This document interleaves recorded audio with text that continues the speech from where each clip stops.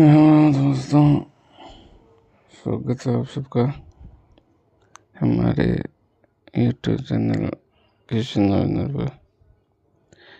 आज हम दिनांक 3 अप्रैल 2026 के केस की विनेस की घोषणा करेंगे। और आज के वीडियो पर भी लाइक और व्यूज का टारगेट कंप्लीट नहीं हुआ है, इसलिए सिर्फ